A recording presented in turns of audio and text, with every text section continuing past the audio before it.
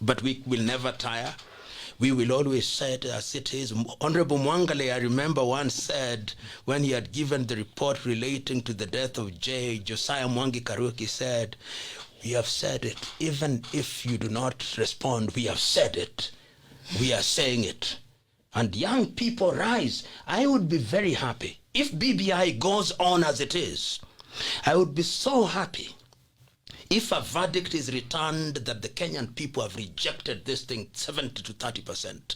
It can happen. And no campaigning, no expensive campaigning, just using the social media and doing so on the basis of information, not anything else.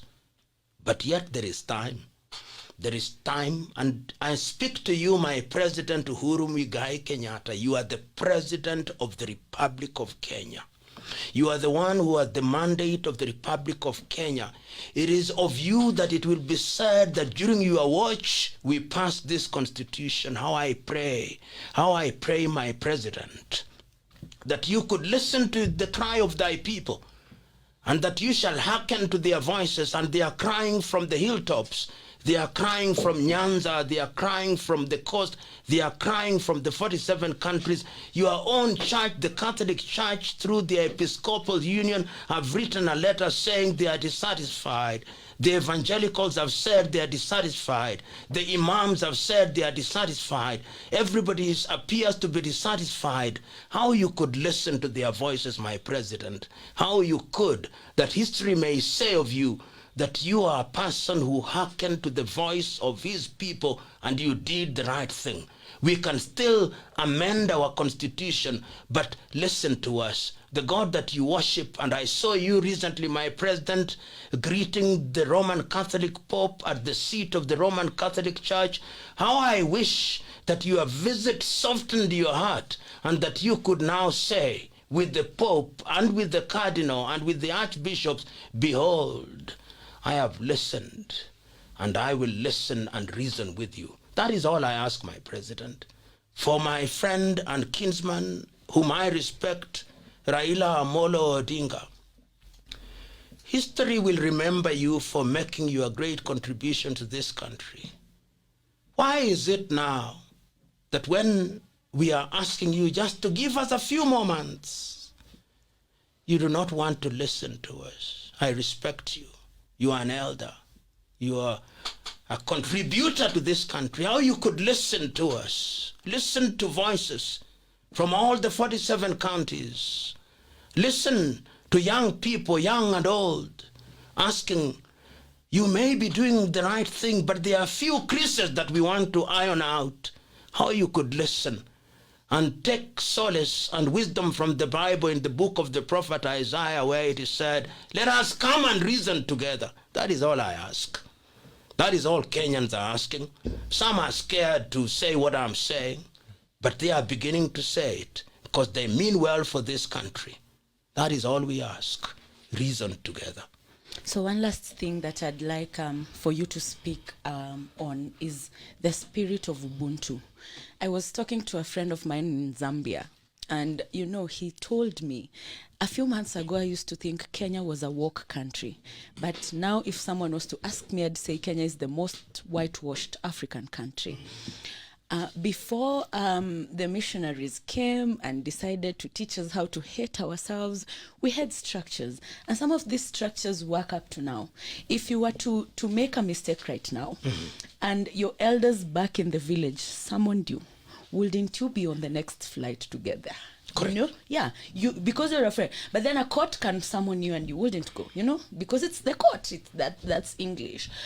How do we go back to the African spirit of Ubuntu? Because I actually believe Africa was very advanced because Africa is the cradle of mankind.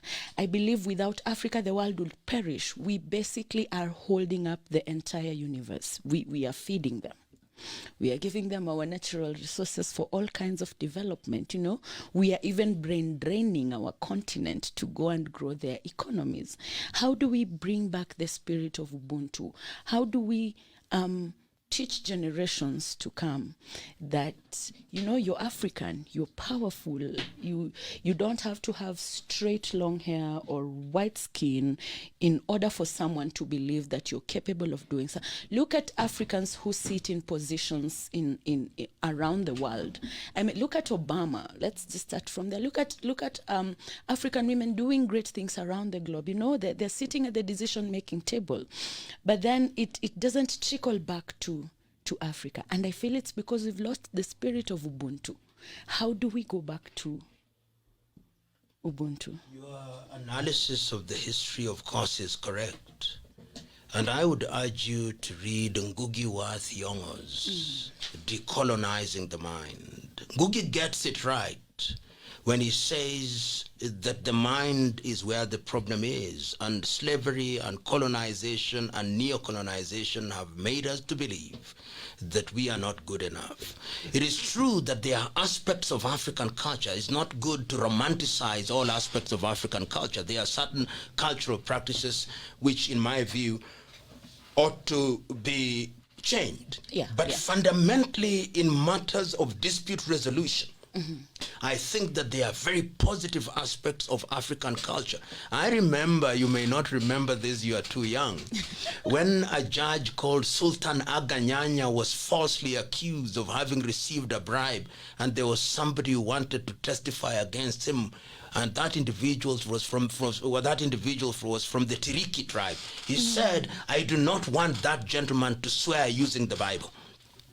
He will lie. Let him swear through a Tiriki oath. And of course the man could not bear. That's what Yuang was telling me. Because there is immediate consequence. Because we are not, when we claim we are Christians or Muslims, some of us are very lukewarm and we don't care about this thing. And it is instructive now that in many African countries we are beginning to embrace old methods of dispute resolution. Mediation is the way we used to do things. Arbitration, that is the way we used to do things. So I can't agree with you more, but the most important thing is that we must regain our self-esteem. And I'm very glad that you are a lady and you have spoken about short hair. I've been speaking about this hair business. I know in many African, particularly in the media, women are told to wear Chinese hair, European hair. And my view is,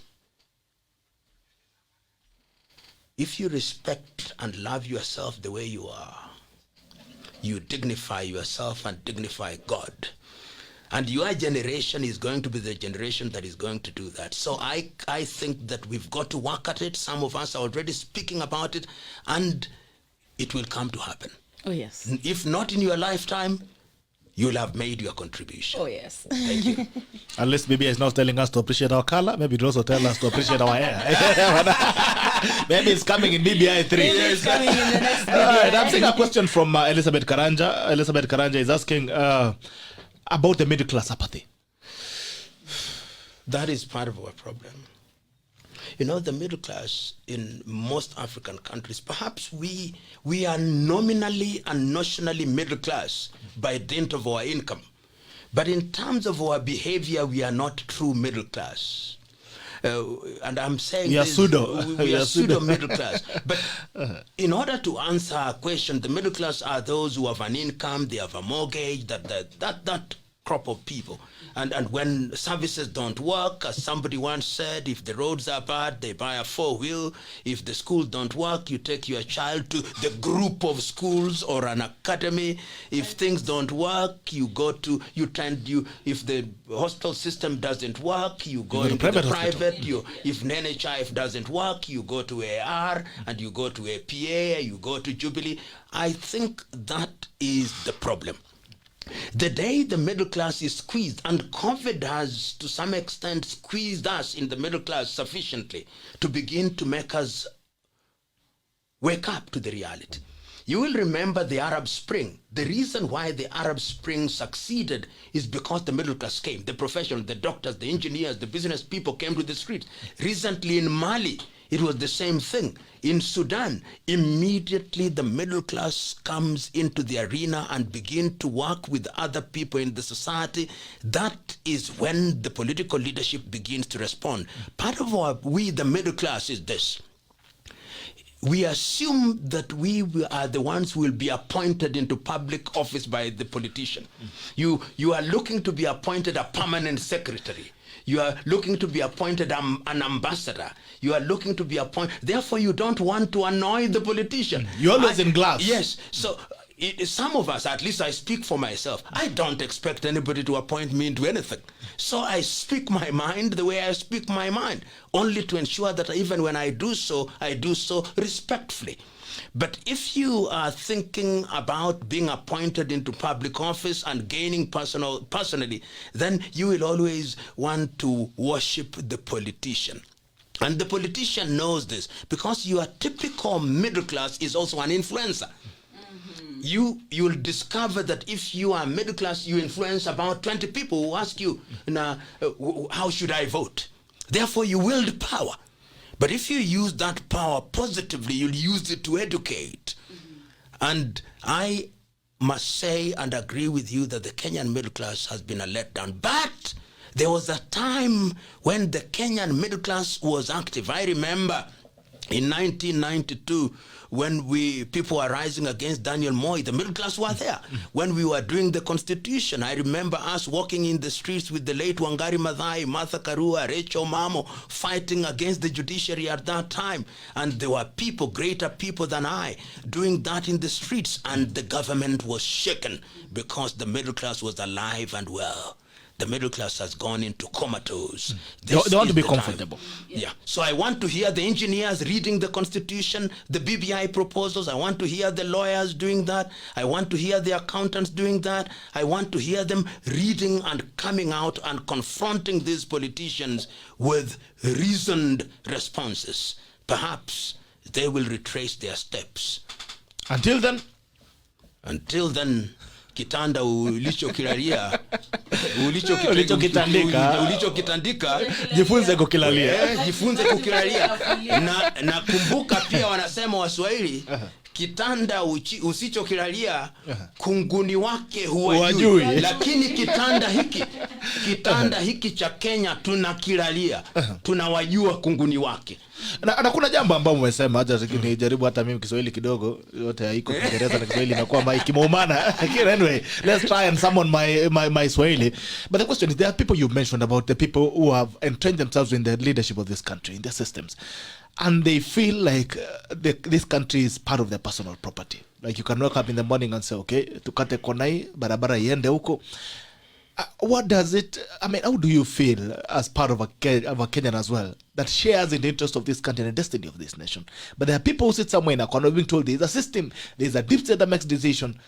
Where does it leave Plo Lumumba? It's frustrating, and we are a very young nation, really. We only regained our independence in 1963. We are just 59 years of age. Countries go through that phase, and I think that the beauty of this Constitution 2010, its problems notwithstanding, it was beginning to empower people. When you talk about people participation, we talk about impeachment of people. These were avenues that were created deliberately to tell those who are in political leadership that when you get there, we have means of getting you out when you don't realize what we asked you to do. And that is being torpedoed through this mechanism. So I think that it's going to take time. There is this crop of politicians who almost think that the country owes them. They almost think that they are demigods, and countries have had such leaders. But the beauty of history and the beauty of nature is that kilicho na mwanzo kina mwisho. That is my joy. There's something I've seen here, sir. And you've mentioned about the history of Constitution, the agitation to change Constitution 2010, the history of intentions to mutilate Constitution 2010. When ODM started telling us about changing the constitution, they were telling us the burden is too heavy. Yeah. Tunataka kupunguza mzigo, punda amechoka. I remember Baba himself used to go around telling us about punda amechoka, punda amechoka, punda amechoka. We came back again and we started talking about the bloated government. President Uhuru Kenyatta has come out. I remember there's a time he was being asked why he's not performing, why Jubilee is not, and he said that the reason why they are not performing is because he inherited or he actually inherited a constitution that expanded the government. And he said Kibaki never had to deal with that. Yes. So today he's telling us we need a bigger government to function better. Why did he not add all these MPs in this first time in 2013? Memory is short and selective. labda punda amekuwa farasi sasa. But the truth be told, if they had come, and when I look at the proposals that were made by my good friend Ekuru Aukot in his Punguza, they made more sense. He said, reduce the counties. Reduce them to 18. Then the current counties become sub-counties. Said, let us reduce the size of parliament. Let us restructure Nairobi. But because I think that the BBI fundamentally is designed to address very short-term political interests. Fundamentally. All these other things unaviona hivi. Ni vipambe tu. The real things, you see the capsule, the capsule that you swallow, the real medicine is not the capsule itself. That is only meant to make it easier to swallow. The killer medicine is inside. So the real thing in BBI, let me be blunt from where I stand, and I want to be persuaded otherwise. The real thing is that you want to expand the executive, so that when you go to elections in 2022, it is easier to build an ethnic coalition. That, I think, is what the political class want to do. The rest are sweeteners, which need not be the subject of constitutional amendment. They are things that we don't need. And we must unmask this and say it, even if we annoy others. That is the real intention. There's something here I've also seen. Kenyans to pay shillings 20 billion a year to fund parliament. I mean, you are going to create bureaucracies because you are going to have, when you create 70 constituencies, you are going to have the ward manager. You are going to have, depending on how we produce men or women through the electoral process, our parliament could easily be over 500. You are going to create offices of the leader of the opposition with the things that come with it. We are going to create the deputy officer, prime minister, the minister. 20 billion to finance. You have people who, when they get into parliament, free car, mortgage, mileage allowances. Do you need that at all? Do you need that? Also, there's the issue of employed people paying unemployment tax for the unemployed people. So our government, rather than create jobs, so it's like you guys work, then you pay each other. Pay yourselves. Now PLO jikaze ulipe mimi. Fanyeni tu kazi mlipane wenyewe kwa wenyewe. This is coming hot in the heels of the 3% turnover tax yenye mama mboga is expected to pay. Yes. How is it that we have a finance minister who imagines that our economy is going to grow by overtaxing us? You can't, hata ng'ombe ukimkamua, kuna mahali ambapo sasa nikuwa sasa, itakuwa ni maziwa. Itakuwa ni maziwa. Lazima ng'ombe unayemkamua sharti umlishe ili azalishe maziwa. Lakini kilichoko sasa, umejua, Mwalimu Nyerere alikuwa akisema hivi: siri ya maendeleo ni watu, ardhi na siasa safi. Na siri nyingine ni kuwa na vijana wenye malezi bora, siha njema na bongo kali. Tuna watu, tuna ardhi, tunachokosa ni siasa safi. Siasa safi. Wow. Alright. Tunataka kuchukua simu pia. Bunge la Mwananchi iko wazi. In the next 10 minutes we pick your calls. Bunge la Mwananchi iko wazi, nambari ni 0779-800-010 0779-800-010. You can call in and contribute to the conversation that's going on. 10 minutes only. So simu ikikuja unaingia, unasema mambo yako haraka, unasonga, because we have 9 minutes left. So we are going to use that to pick calls very fast. Ukiingia unasema mambo yako haraka upesi, alafu unaponyoka, na nambari ni 0779-800-010 0779-800-010 0779-800-010. Bunge iko wazi. Leo nasubiri simu daktari. President Uhuru Kenyatta, every time there's a problem, it comes in. I remember in Mombasa, akasema simu imezimwa, wale watu wanakula mali ya umma, mtajua mimi ni nani. In Mombasa, it came in. The other day, COVID millionaires, the president comes out very angry, furious. The culprits were stealing money that's supposed to be used to treat people. The Kenyans, I'm going to deal with you. We're still waiting for him to deal with these people. He has a culture of huffing and puffing and blowing and doing on this particular issue, I think that the president may mean well, but when you are dealing with, I personally was quite clear in my mind that you cannot investigate KEMSA in 21 days. It is impossible. Unless you just want to rush it and have the DPP recommend people. And I was very happy in this regard that there was an attempt to meet the 21 days and that the ESCC did send files to the DPP, and the DPP, upon scrutiny, which I think was good, that is why institutions countercheck one another, said there are certain aspects of it that need to be re-examined. You will see today, my good friend Twalib has said that upon thorough examination, they now need foreign assistance, mutual legal assistance, in order to prepare a watertight case. I think that is a good thing, because you also just don't want to recommend that people be prosecuted without sufficient evidence. There are people's reputation that you've got to deal with. So you don't just, because people are crying blood, you therefore give them blood. And the only way, there are two ways of dealing with such situations. The prosecution aspect of it is good, and then there is the administrative aspect, that immediately there are allegations against you, you leave office. You are removed from office until the process is completed. So I can see a president who at certain times anaumwa na maumivu ya wananchi wake.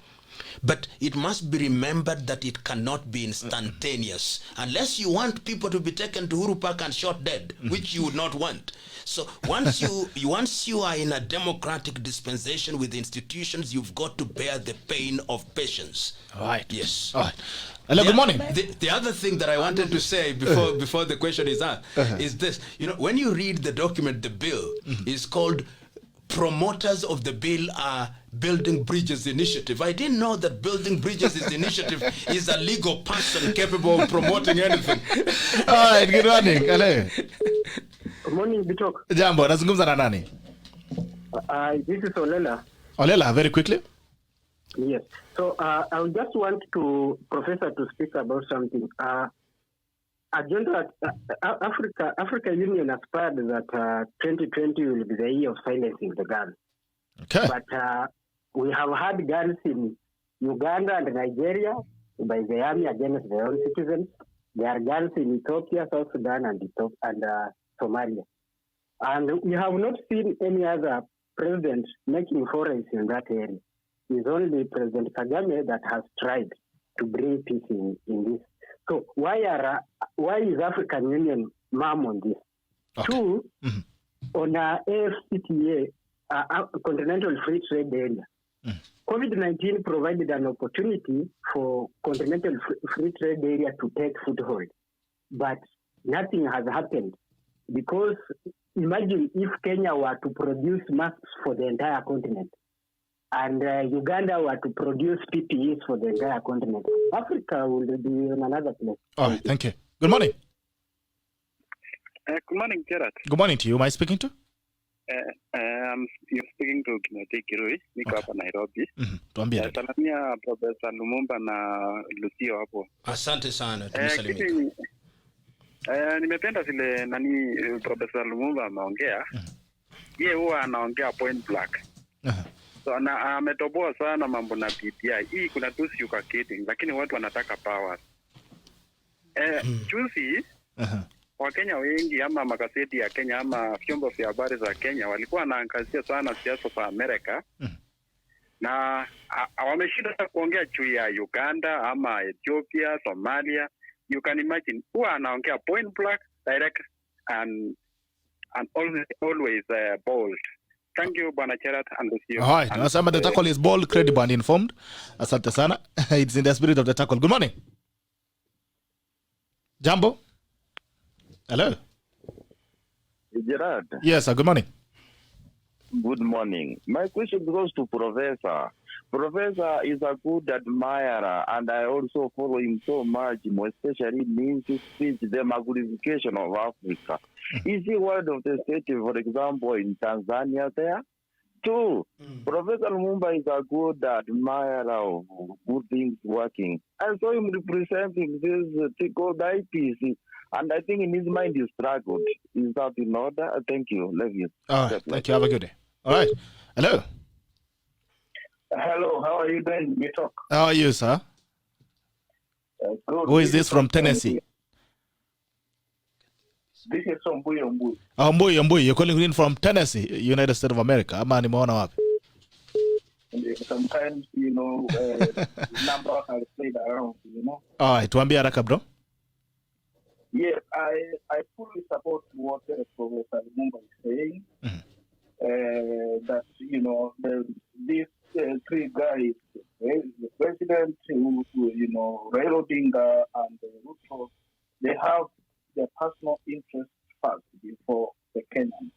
All right. And that's why you see they are fighting for the BBI, they are entangling the BBI, But at the end of the day, the BBI is too vague to provide the Kenyans with their aspirations. Okay. So I know the BBI, they are fighting hard to pass it through, but still needs to be worked on. There's a lot of work to be done on it. Thank you. To also comment. Hello. Good morning. Morning, Gerald. Who am I speaking to? My name is Kotute. Johnson Kotute. I have a suggestion to Professor. Based on his presentation, it appears that we have a serious problem as a country in terms of understanding the whole discourse of constitutional change. The public are being misled by the politicians as usual, and we are bound to make a decision based on the preference of the politicians that we heavily support.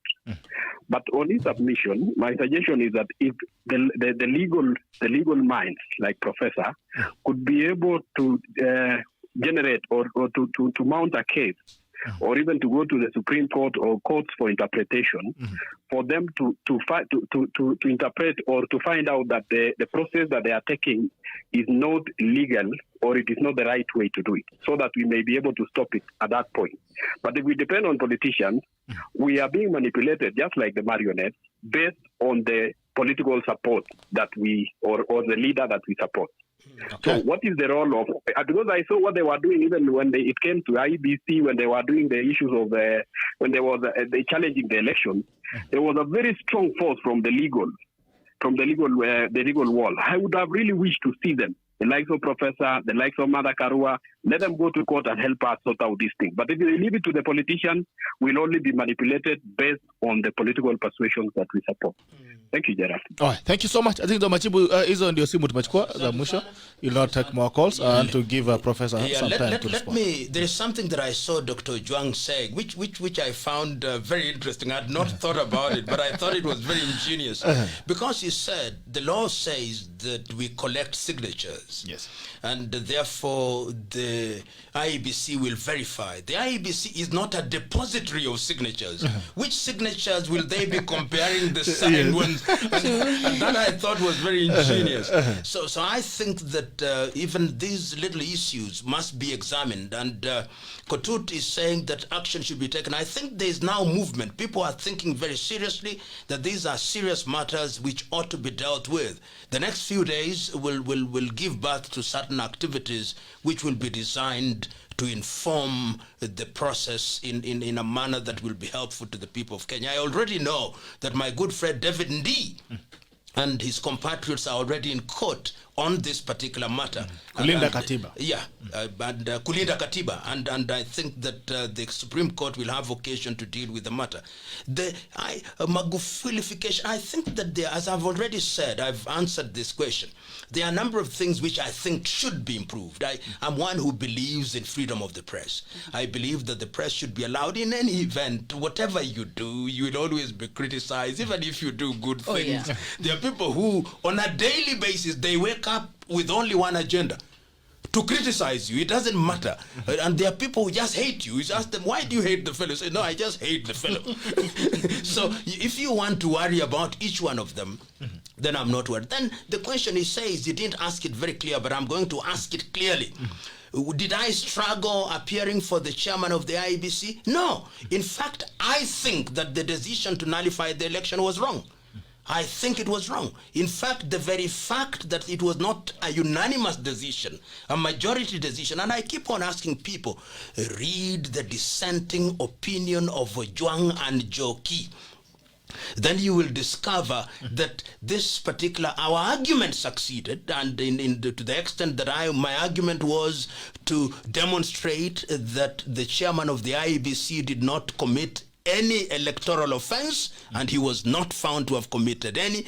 And remember that the decision in the Kenyan case has been cited in Zimbabwe and rejected. It has been cited in Nigeria and rejected. It is the dissenting opinions that have been upheld. And that is how you grow jurisprudence. And in any event, lawyers don't urge their own cases. Lawyers urge cases of their clients. But on this one, I'm very clear that it was a wrong decision. I'm clear in my mind, I'm convinced that Uhuru Kenyatta won the election the first time, the other things notwithstanding. And I need not convince anybody, but that is my view on the evidence that I saw. Africa Continental Free Trade Area, as read together with Agenda 2063, is a good thing. Remember, the Africa Continental Free Trade Area was to take effect from the 1st of July, the year 2020, and it was postponed because of COVID. I can't agree with you more. The Africa Continental Free Trade Area, if it is implemented effectively, will open tariff and will remove tariff and non-tariff barriers. I can give you a personal example. Somebody sent me a parcel from Abuja in Nigeria last week. Up till now, I've not received the parcel. If it was in the United States of America, I would have received it the following day. And the reason why, they are verifying. The customs is verifying. I've had to pay duty, and it's just a shirt. Taking 1 week. I mean, if you are a trader and you are dealing with this, you are dealing with perishables, you can imagine how it would be impacted. I know that the ministers for finance did meet last week, and the Continental Free Trade Area is going to be implemented from the month of January. And I've had a long conversation with the new Secretary General Wamkele Mene, and he himself is open to ideas, and I think that is now our duty to ensure that we support it. My only worry is this. If at the regional level we have struggled with the East African common market, if in SADC we are struggling with the common market, if in ECOWAS the border of Nigeria and Ghana and Togo have been closed for the last 1 year, if we are not very careful, we'll not earn the dividends of ACTFA. But I can't agree with you more. We will easily be a market of 1.4 billion. So let us look to the future with great hope. But we must work at it. We must not just pray and fast as we do in Africa. We pray and fast and also work. All right. Thank you. Lucia, give us your tackle of the day. Oh man, do I really have a tackle of the day? I think I'm going to donate my time to the professor. He speaks better English than I do, and he can articulate these issues. Lakini atuache Kiingereza kidogo akienda. All right, so I want to give you an opportunity. I'll split it into two. The first opportunity is I want you to speak to the three main leaders who want us to get united, but they cannot get united themselves. We'll start with the president. Your Excellency, history has placed upon your laps a great opportunity to demonstrate patriotism and statesmanship. You now have that opportunity. We are confronted with an initiative which is controversial. Your people with different shades of opinion have understood what you intend to do, but they are asking critical and fundamental questions. A statesman must look to the next generation, not to the next election. Embrace the beautiful ideas that are being brought to the fore. Look at them and call your people to reason together, that history may say of you that you are a leader who listened, that history may say of you that you are a leader who was compassionate. I urge you to listen, to hearken, and to act. Deputy President? Deputy President, I am alive courtesy of the media. that you desire to serve this country at the highest level. History does not begrudge you that desire. Ambition, if it is unbridled, is dangerous. You are a young man with good ideas possibly. I don't share in many of your political ideas, but I believe that you have demonstrated over the years that you are a man of steel with good ideas, which, if tempered with love for country, can make you contribute in a positive way. How I urge you to continue doing the right thing and to embrace ideas that can help you. And indeed, when people differ on the basis of ideas, it means that they are open to persuasion. Persuade me that your agenda is for the general good, and I'm happy with you thus far that you've been urging the people to reason together so that we may have a win-win situation. Continue speaking that language. Continue speaking with your president. Continue speaking to us, because I think that in terms of having identified the country's needs, you are right. If we need to amend the constitution, let us do so in a manner that is not contentious. May God bless you. Raila Amolo Odinga, you called him Mzee, so you nianze na Mzee Raila Amolo Odinga. Mzee Raila Amolo Odinga, when the history of Kenya is written, you'll have more than a paragraph. You've been here since 1982. You have gone to prison because you agitated for certain things that were in the interest of the nation. You have contested the presidency in 1997, in 2007, in 2013, in 2017. There is a sense in which some people in your constituency think that the crowning thing in your life must be the presidency. I urge you not to be persuaded by their woos and cajolements. I believe that you can be a greater statesman. You have good ideas. Perhaps this BBI has some beautiful things, but I refuse to believe that those things are as beautiful as you are marketing them.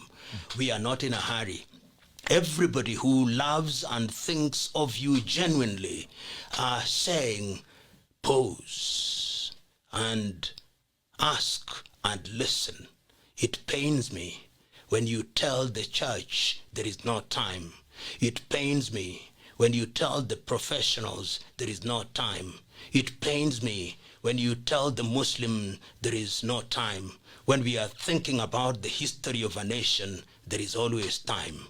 How could you change that? Embrace what you are being told. You must not agree with all of them, but go to my good friend and your friend and our President Uhuru Muigai Kenyatta, talk to William Samoei Ruto and all the other politicians, and let us reason together, because the divine instruction and the divine desire is, if my people who are called by my name repent and they come, I reason with them, then it will be great.